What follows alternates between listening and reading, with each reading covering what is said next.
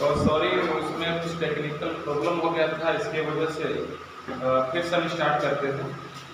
यहाँ पर आपको हम बताया था कि फखरुद्दीन ने फिर गौरी के हाथों भेज दिया था और गौरी इसको बुद्धि और कुशलता के कारण जो है इसको अमीर ए आखुर, है ना, अमीर ए आखुर का प्रधान नियुक्त कर दिया था। अमीर ए आखुर का इसे प्रधान नियुक्त कर दिया था।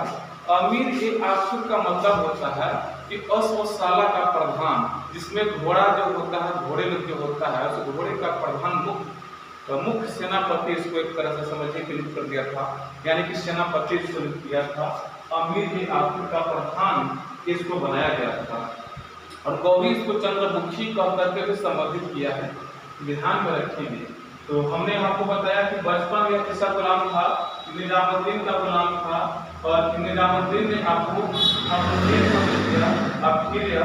गौरी को खाते भेज दिया था और गौरी ने इसे काबिलियत के आधार पर अमीर ए आखुर विभाग का इसको प्रधान बना दिया था।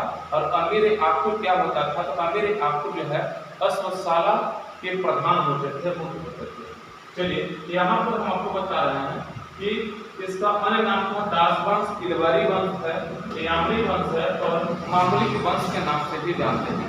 हमने ये बताया कि गुलाम वंश के संस्थापक जो कुतुबुद्दीन ऐबक है और गुलाम वंश के अन्य नाम की बात कहा जाए तो यामनी वंश, मामूली वंश, इलवरी वंश और दास वंश, अन्य नाम यह होता है इसका।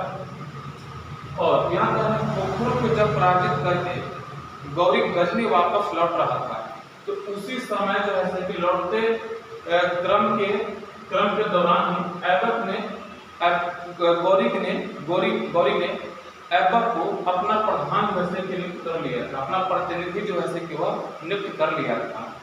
और ये भी कहा था कि गौरी ने फिर कुतुबुद्दीन ऐबक को सैन्य सिपह सलाहकार भी नियुक्त किया था ना, सैन्य सिपह सलाहकार भी जो से नियुक्त किया था।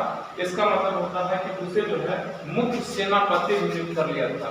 ध्यान देखेंगे यहाँ पर कह रहा है कि सिपह सलाह का मतलब होता है कि मुख्य सेनापति इसको भी नियुक्त कर लिया था। कौन किया था, तो गौरी किया हुआ था।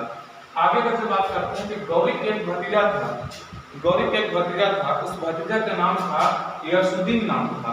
यशुद्दीन गौरी का भतीजा था और गौरी ने कहा था कि जब पोखर को पराजित कर दिया था तो गौरी ने कहा कि तुम जो है सके कुतुबुद्दीन ऐबक को दास्ता से मुक्त कर देना, यानी कि यशुद्दीन जो है कुतुबुद्दीन ऐबक को दास्ता से मुक्त किया था।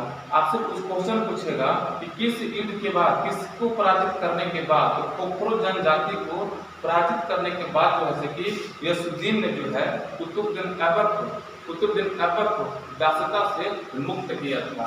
तो हमने यहाँ तक देख लिया और आगे की बात जो कहानी है यहाँ देखेंगे कि 1191 से लेकर के और 1206 तक ऐबक जो है गौरी के सहायक के रूप में कार्य कर रहा था।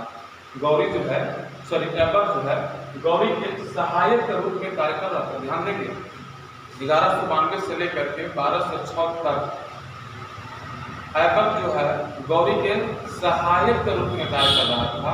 आपको पता है कि गौरी की मृत्यु होने के बाद भी जो है कि गुलाम वंश का स्थापना किया था और वह जो है आपको भी पता है कि गौरी के 3 गुलाम भी थे, एलदौज और कुबाचा थे, जिसमें यह जो है एलदौज और कुबाचा से इसको जो है कि जब संघर्ष करना पड़ रहा था, जब यह जो है गुलाम वंश का स्थापना किया था तो संघर्ष करने के जो कर रहा था इसके लिए जो है कि एलदौज 1206 से 1208 में एलदौज और कुबाचा से संबंध यह बनाने के चक्कर में था, क्योंकि संबंध अगर जो अच्छा हो जाता है तो जो है इसको जो है शासन प्रशासन करने में किसी तरह का कोई परेशानी नहीं होगा। तो ध्यान रखेंगे 1206 से 1208 एलदौज एवं कुबाचा का संबंध बनाया, यानी कि एलदौज की बेटी से विवाह कर लिया। यानी कहा इसमें हुआ संबंध बनाने में क्या किया कि कुतुबुद्दीन ऐबक जो है एलदौज की एक बेटी थी, उस बेटी से उन्होंने उसके विवाह कर लिया और बच गया अब कुबाचा। तो कुबाचा से यह जो है अपने बहन से शादी करवा दिया ना, तो बच्चा से अपनी बहन से क्या करवा दिया, विवाह करवा दिया, तो यह संबंध स्थापित कर लिया ना। तो यहाँ तक हमने जो देखे इसको कुतुबुद्दीन ऐबक का, इसके आगे का जो यह पार्ट 1 है, अगला पार्ट 2 में जो बाकी बचा हुआ है उसमें हम डाल देंगे, क्योंकि ज़्यादा वीडियो लंबा ना हो, लंग ना हो, इसी की वजह से हम छोटा छोटा करके आपको हम यह जैसे कि वीडियो आपको दे रहे हैं।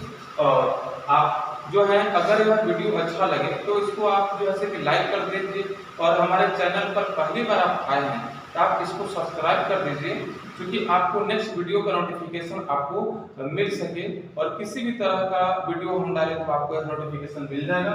तो नेक्स्ट वीडियो के लिए आप वेट करेंगे।